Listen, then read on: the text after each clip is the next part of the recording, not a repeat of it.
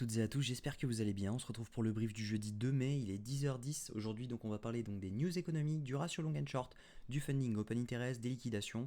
On regardera ce que font les whales et également on finira par l'analyse technique de Bitcoin. Alors, le but de cette vidéo, c'est vraiment savoir si jamais ce mouvement baissier est terminé ou si il peut continuer ou si jamais on a un mouvement haussier à venir pour bientôt. Donc on va regarder directement les datas, mais je préfère vous prévenir, on va avoir à mon avis une dernière baisse. Petit spoiler. Donc au niveau des news économiques, aujourd'hui on va pas avoir grand chose.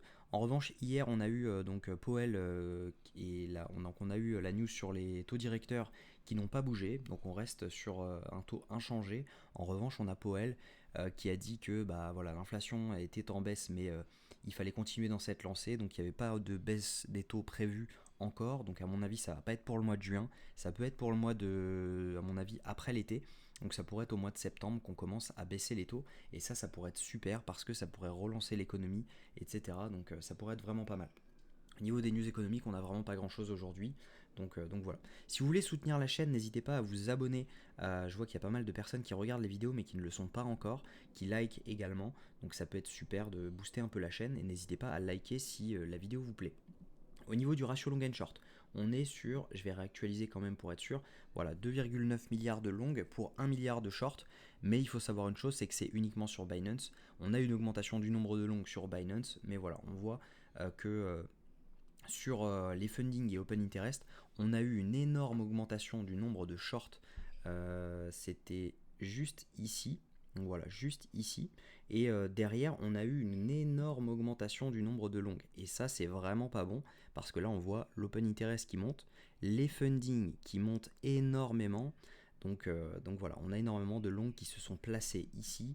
Et à mon avis, bah, il y a beaucoup de liquidations qui sont juste en dessous, étant donné qu'on fait equal low sur equal low. Donc ça, c'était une zone qui était défendue, mais qui, à mon avis, va être prise prochainement, parce qu'on ne peut pas laisser les gens longues comme ça, avec des stops qui ne sont pas protégés comme ça. Donc à mon avis, voilà. Au niveau des liquidations sur les dernières 24 heures, on a énormément de liquidations qui se sont placées. Donc juste aux 56 700, 56 300. On pourrait descendre jusqu'aux 55 000 et vous allez voir que techniquement ça coïncide avec quelque chose, donc ça pourrait avoir du sens de le faire. En revanche, si on regarde sur 3 jours, bah, on pourrait liquider à la baisse et ensuite venir liquider complètement à la hausse parce qu'on a vraiment beaucoup de monde à venir chercher en haut. On parle de plus de 11 milliards de dollars à venir chercher si jamais on retourne aux 72 000. Donc pour moi c'est une question de temps avant qu'on y retourne. Maintenant à savoir si jamais on va venir liquider avant et ensuite pouvoir remonter tranquillement. Si jamais on regarde sur une semaine, c'est la même chose, on a pas mal de liquidations en bas, mais le plus gros reste en haut, autour des 64 000, 65 000, on en a en bas, je vous l'accorde, mais voilà, ce qui se passe vraiment en haut, c'est là où il y en a le plus, et si jamais on regarde sur un mois, bah, c'est vraiment flagrant. On a vraiment beaucoup de liquidations autour des 72 000, et si on se met sur 3 mois, c'est la même chose, on a énormément de liquidations qui sont à la hausse. Donc si ça veut bien charger, voilà, on a énormément de liquidations qui sont à la hausse. En revanche, oui, on a pas mal de liquidations aux 50 000, mais il faut savoir une chose, c'est que CoinGlass n'actualise pas en direct ces liquidations et que bah, c'est potentiellement des ordres qui sont plus actuels et on n'a rien à liquider avant ça. Donc il y a de grandes chances, à mon avis, qu'on ait un rebond assez violent. Sachant que il faut avoir en tête une chose, c'est que si on regarde ce que font les whales, bah, sur ce dump, elles n'ont pas vendu énormément, on n'a pas eu des volumes vendeurs énormes. On voit là sur ce range, elles n'ont rien fait. Donc les whales, pour rappel, c'est la ligne verte, elles n'ont rien fait. Les retails, eux, achètent, par contre ça c'est problématique. Et les micro whales, elles continuent de vendre. Donc à avoir en tête. Et si jamais on regarde techniquement, bah, on n'est à rien du tout du premier arrêt, de tout le mouvement haussier qu'on a fait depuis le mois de, que je ne dise pas de bêtises, depuis le mois de août dernier, août 2023. Donc il y a énormément de chances de venir chercher ce premier arrêt. 99% du temps, on est rejeté par le premier arrêt et on repart. Donc on n'est pas à l'abri de venir faire un mouvement comme celui-ci, de venir chercher donc les 55 000 dollars et ensuite pouvoir poser un bottom et rebond. Et ça serait le plan parfait parce que ça coïnciderait vraiment avec... Hop, je vais vous montrer ça. J'avais tracé ça il y a longtemps. Et je pense qu'on n'en est pas loin. Donc si je place par exemple cette ligne-là avec celle-ci, ça coïncide pas mal. Donc ça pourrait faire un canal baissier derrière qu'on revient donc chercher à la hausse, on rebondit dessus et derrière on peut repartir. Donc ça c'est un plan qui est largement probable parce que si jamais on commence à refaire de nouveau une baisse, bah, les gens vont commencer à capituler et se dire bon allez c'est bon je rachète pas cette fois. Les gens commencent à ne plus avoir de cash également pour racheter, donc à voir.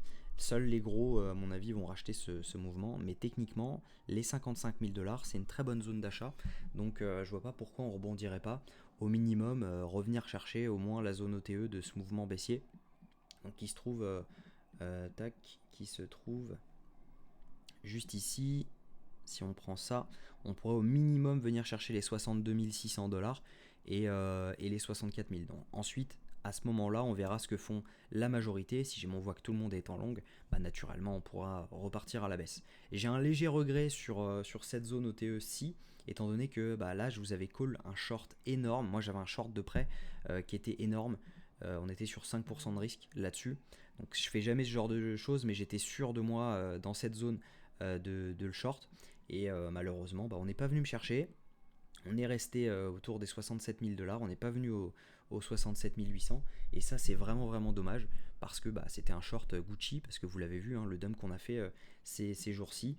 En revanche, bah, voilà, je me suis tapé là, j'ai ravalé tous mes gains sur le mois d'avril.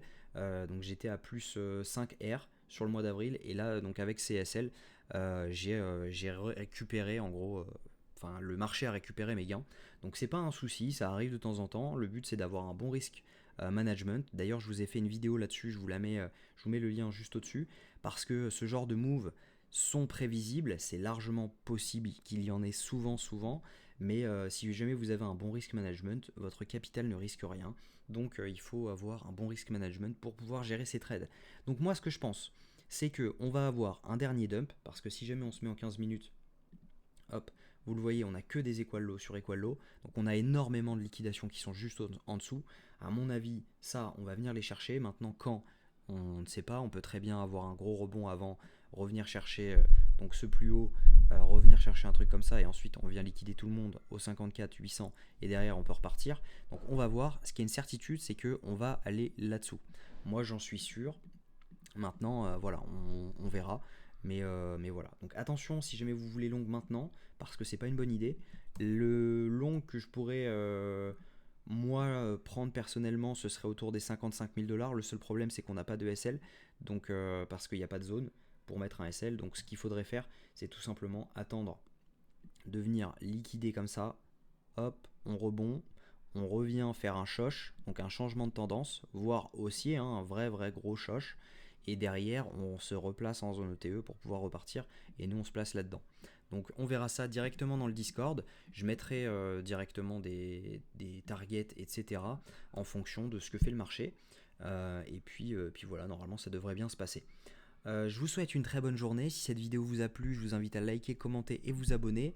On se retrouve demain à la même heure. Prenez soin de vous.